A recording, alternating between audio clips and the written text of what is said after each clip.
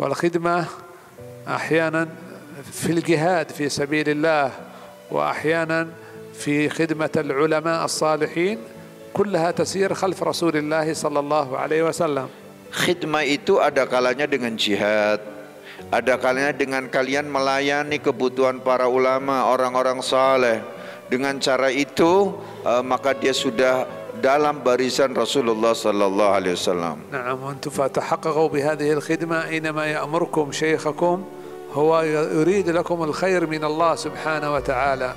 Dalam khidmah ini maka guru-guru kalian tidak mengharapkan kepada kalian kecuali kedudukan yang tinggi di sisi Allah Subhanahu wa taala. لأن إماطة الأوساخ من المسجد هذه يقول العلماء وفي الحديث هي مهر الحور العين في الجنة يعطيك الله سبحانه وتعالى عطايا كبيرة عندما تأخذ أوساخ من المسجد أو من حمامات المسجد.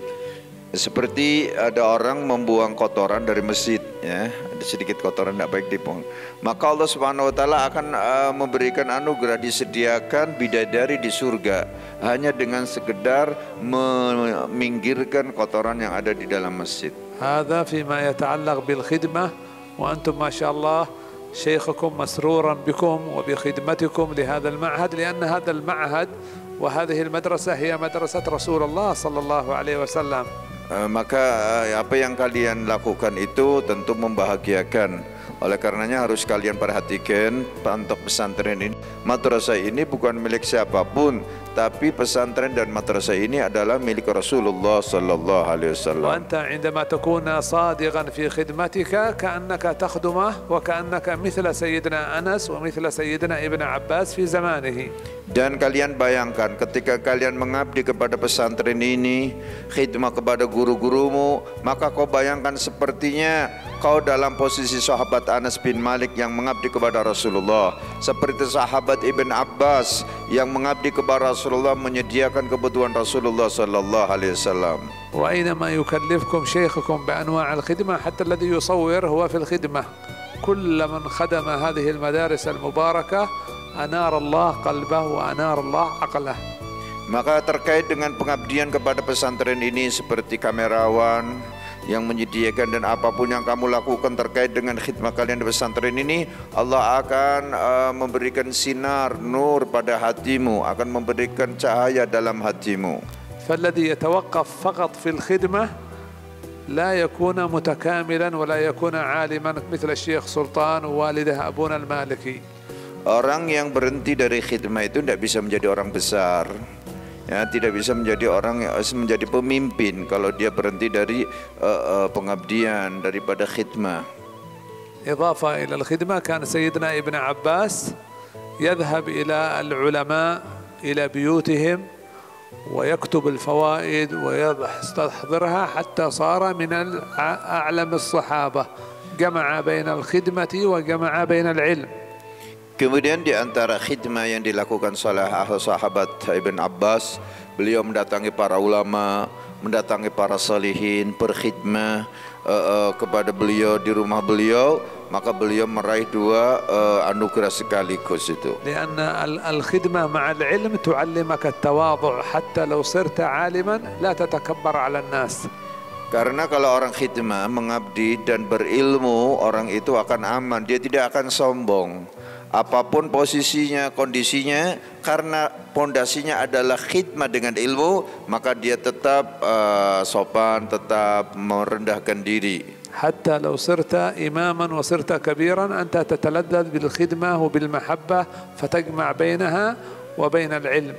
Sekalipun kalian sudah menjadi ulama besar, menjadi tokoh yang terkenal, maka kalian tetap akan khidmah, akan melayani umat ini karena sudah terpatri dalam hatimu kebiasaan dini yang sudah kalian lakukan di pesantren, itu semuanya akan membawa kepada kemuliaan. وهذا الذي تروه اليوم في شيخكم الشيخ سلطان يخدمني وأنا لا أستحق الخدمة إلا يريد رضا الله سبحانه وتعالى وهذا الذي تعلم من مشايخه.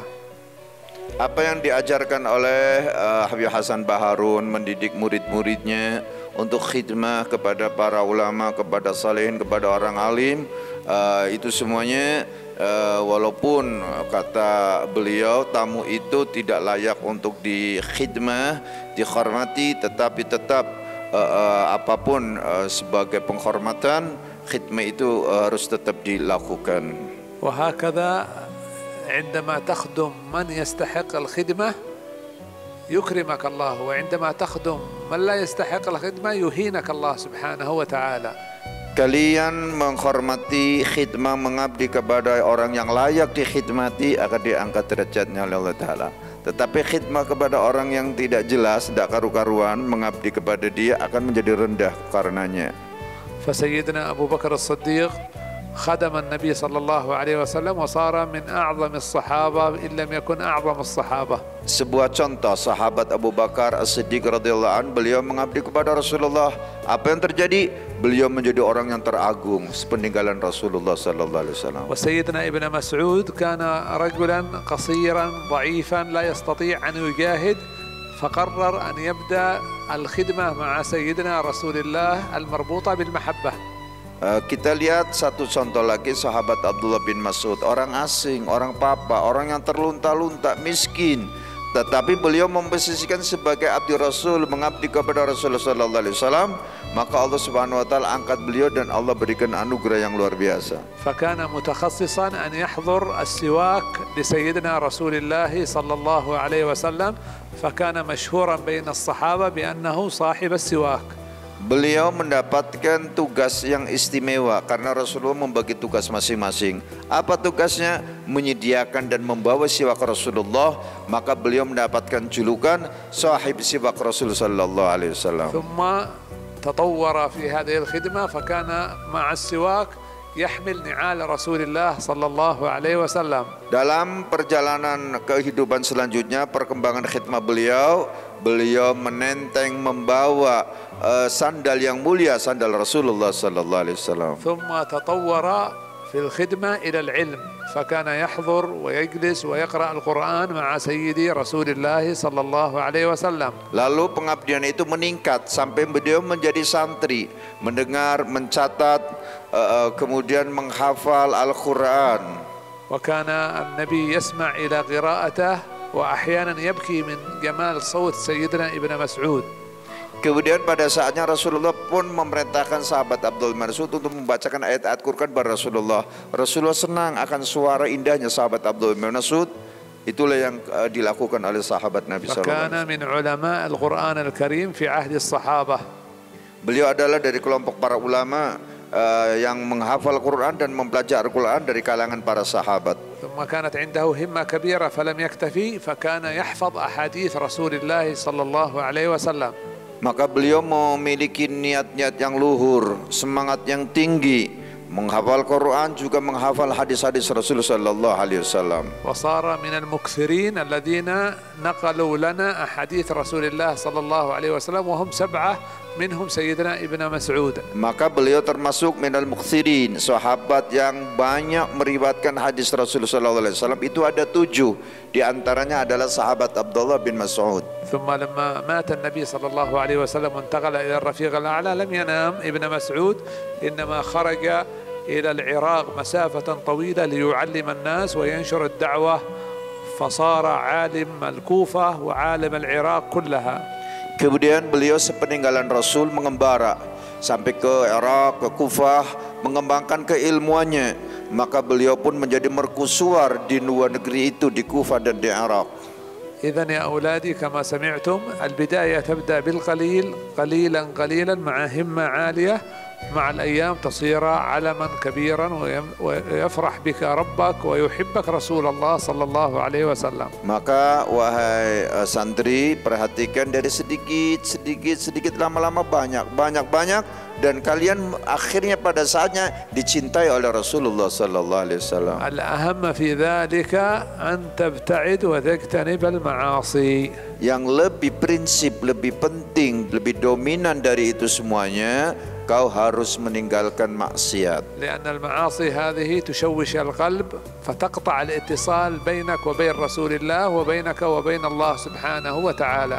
Karena maksiat itu akan mengganggu dan merobohkan hubungan kamu dengan Rasulullah, hubungan kamu dengan Allah Subhanahu wa taala. مثل هذا التليفون حق شيخنا سيدي، تليفون شيخنا الشيخ سلطان لو لم تكن فيه شريحة حتى لو كان أجمل تليفون ألوه ما بيسمع أحد. فصاحب المعاصي بدون شريحة، الشريحة هي الطاعات والرضا بالله. المعاصي عندما تسحبها هي تسحب اتصالك بالله سبحانه وتعالى.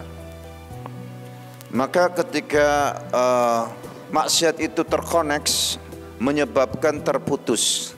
Kalian lihat kalau ini sudah terputus kuotanya, ya kan tidak bisa berjalan, tidak bisa bekerja. Iya, demikian pula kalau jiwa manusia itu kalau sudah kena maksiat otomatis terputus, tidak bisa ada hubungan baik dengan Allah dan Rasulnya. Sebagaimana handphone ini tidak bisa bekerja tanpa adanya kuota tadi. فمهما لبست لباسا جميلا وأنت من أهل البيت أو أبوك عالما، ولكن أوساخ المعاصي في قلبك تكون مثل الجهاز الجميل الآيفون أو غيره، ولكنك لا تستطيع أن تتواصل مع العالم العلوي.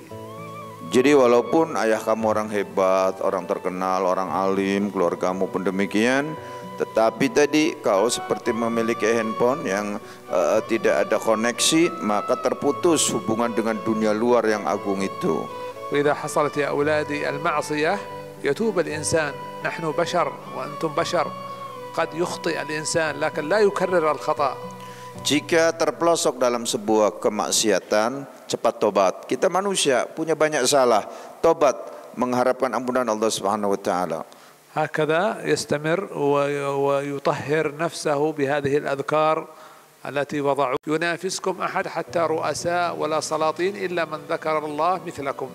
Kalau kalian tahu manfaatnya salat yang tadi dibaca 80 kali, maka kau tidak akan bisa menyamakan dengan kedudukan orang-orang yang hebat, kaya rawan, saudagar. Itu tidak ada nilainya sama sekali, kecuali kedudukan orang yang sama membaca 80 seperti yang kalian baca salawat tadi. ثم تربطوها أخيرا يا أولادي في نجاحكم في آدابكم مع من تتعاملون معه في الغرفة ومن تتعاملون معه في المعهد من طلابكم وزملائكم. Kemudian kalian jaga akhlak dimanapun kau, di kamar, kau di pesantren ini dengan teman-temanmu, maka tetap hiasi dirimu dengan akhlakul karimah. حتى عندما تلعب كرة القدم ينبغي أن تكون صاحب أخلاق. Demikian pula sekalipun kau main bola, tetap gunakan akhlakul karimah. وتكون آدابك أيضا حتى فيما يتعلق بفراشك ومخدتك أن تكون نظيفة. أنت صاحب أخلاق بهذه الآداب، لأن نبينا يحب النظافة والله سبحانه وتعالى أمرنا بذلك. Jika kalian orang yang berakhlak, kalian akan membersihkan kasur kalian, bantal kalian rapi, bersih, tertib, dipandang nyaman. Kenapa? Karena itu adalah akhlak Rasulullah. Rasulullah suka yang bersih. Demikian pun Allah memerintahkan untuk melakukan hal itu. تعظيم النعمة حتى النعمة التي تأكلونها أن تشكر الله عليها. Mengagungkan nikmat yang Allah berikan sebagai bentuk syukur, dirawat, dijaga dengan baik. قد يكون هذا الطعام قليلا لكن الله أعطاك نعم كثيرة لو عرفتها لاشتراها منك الأغنياء. Sekiranya kalian ini terbatas makanya sedikit, tetapi kalau kalian tahu manfaatnya dan bocor informasi itu kepada si kaya raya, niscaya mereka si kaya raya pengen jadi santai seperti kamu dengan keterbatasan makan, akan tetapi dengan keutamaan dan keunggulan yang berlebih-lebihan. فلو عندك أجمل الطعام وما عندك أسنان أي فائدة للطعام؟ فأنت عندك أسنانا جميلة. Seperti contoh, ya kalian ada orang tidak punya gigi, apa arti makanan itu? Ini contoh aja. حتى هذا اللعاب الذي في فمك لو توقفت هذه الغدة عن ذلك لما استطعت أن تمضغ الطعام بسلاسة. Jadi seperti misalkan ada dahak yang tidak bisa keluar dari tenggorokan seseorang, pasti akan menyebabkan permasalahan, tidak bisa makan. Itulah arti kenikmatan yang harus disyukuri. Alhamdulillah wa hafizakumullah min al-amrad. فبعض الأغنياء لو أكل هذا يموت. Alhamdulillah kalian diberi anugerah Allah Ta'ala. Ada orang kaya raya misalkan, kalau dikasih jeruk dia bisa mati. لكن أنتم ممكن تأكل صحنين ثلاثة وأنت في صحة وعافية فاحمد الله على ذلك. Alhamdulillah kalian dalam keterbatasan makan hanya 1-2, tapi itu semuanya adalah kenikmatan. Kalau diberi sehat, syukurlah atas anugerah Allah itu. حتى نعمة العرق هذا نعمة من الله سبحانه وتعالى فالذي لا يعرق مريضا. Ya, seperti keringat itu nikmat Allah. Orang yang tidak keluar keringat itu meriang, sakit. ونعمة الهواء الذي نشمه لما جاءت كورونا صرنا نخاف من الهواء. Seperti nikmat udara kalian bisa menghirupnya. Coba waktu zaman corona orang pada takut. ونعمة الضوء ونعمة المسجد ونعمة لباسك كل هذه نعم كبيرة عندما تعرفها تستشعر بسعادة وتستشعر براحة. Nah, jadi nikmat masjid, nikmat duduk kalian di majelis, nikmat yang ada di sekitar kalian, jika disyukuri maka kalian akan tenang dan akan betah dan kalian akan mensyukuri nikmat itu. فدائما عودوا ألسنتكم بذكر الله وبالحمد لله. الحمد لله دائما يزيدكم الله سبحانه وتعالى ولئن شكرتم لأزيدنكم. Untuk kalian, zikir kalian terus sebagai bentuk syukur. Maka difirmankan la in syakartum, kalian mau syukur, la azidannakum, pasti akan ditambah nikmatnya. أسأل الله لي ولكم التوفيق وأسأل الله لي ولكم الهداية آمين. وأن يجعلكم ربي من العلماء ومن الصلحاء ومن الأخيار يفرح بكم شيخكم ويفرح بكم نبيكم الأعظم صلى الله عليه وسلم. ويبارك إن شاء الله في معهد منبع الحكمة. آمين. ويخرج منه الحكماء والعلماء والصلحاء والأتقياء والأنقياء ويكرمنا بما أكرم بعباده الصالحين بالفاتحة وإلى حضرة النبي.